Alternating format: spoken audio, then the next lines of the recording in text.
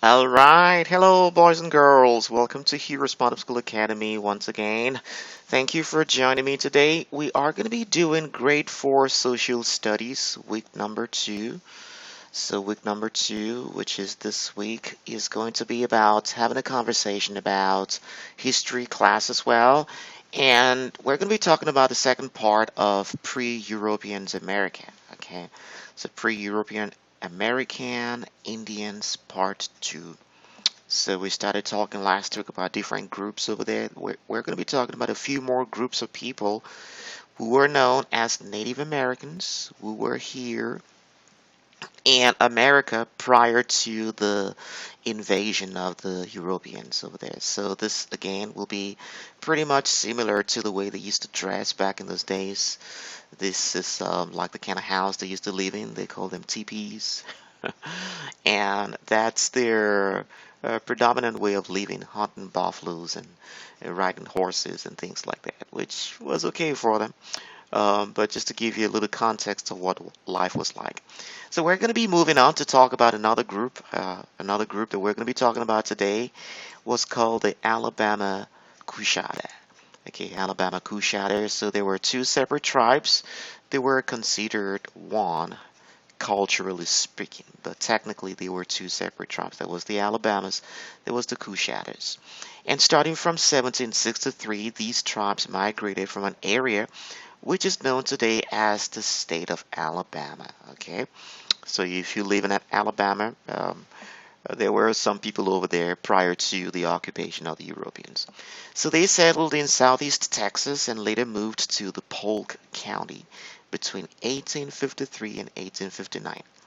Their way of life was in hunting. They used to hunt a lot, and they were instrumental during the American Civil War. And they were also skilled in lumber, so cutting trees and preparing trees. They were doing things like that. They partnered with Stephen Hostin in his campaign against the Karen Canwas. So they teamed up with Hostin, and Hostin came as an Anglo-American to settle down in the state of Texas back in the 1800s. And in 1839, they successfully drove the Comanches out of their territory.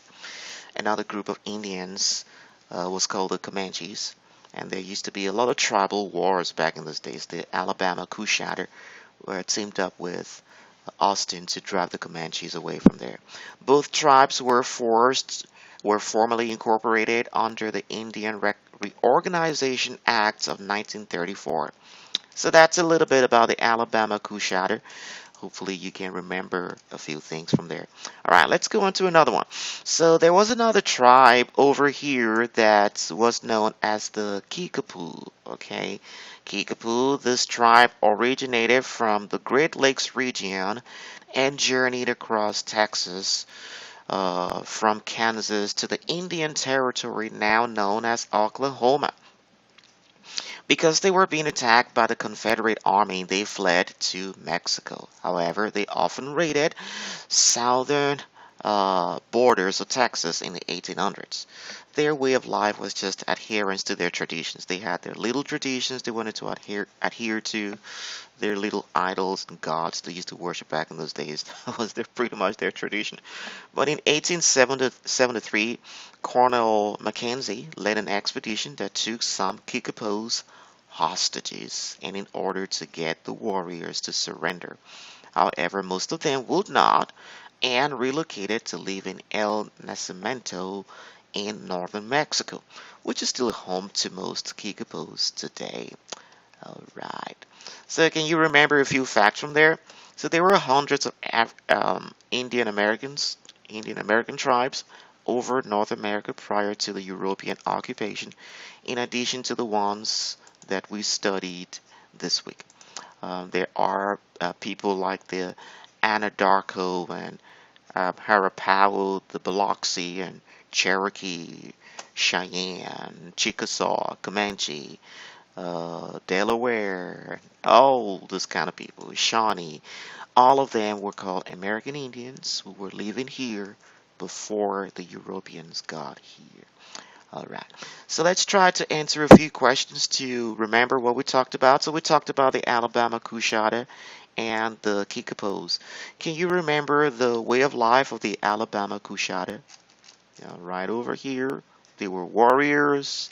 They were skilled in lumber. All right. So let's try to write it down. So the Alabama Kushada. What was their way of life? Skilled warriors, and they were skilled in lumber, okay, which is in felling trees, for different kinds of expeditions. All right.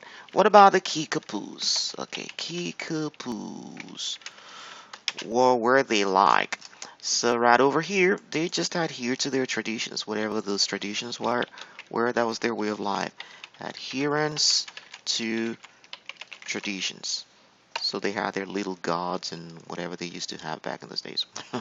All right. Okay, so remember, these things were prophesied in the Bible. Jesus said in Matthew 24, from verse 4 to 6, in the end time there will be wars and terrible times in the end time. So could the occupation of the Europeans of the American continent be a fulfillment of some of those prophecies? I believe so. So we were in the end time back in the 1800s. We are still in the end time right now. So that should let you know that you got to make sure you get close to God, because this planet is about getting to be winding down very quickly. But maybe not tomorrow. But get close to God. Read your Bible and pray to God. All right, so that's what I've got to share with you, boys and girls, today. Week number 2, Pre-Europeans, American Indians, Part 2. Remember, God cares about you, and so do we, boys and girls. And until next time, bye-bye.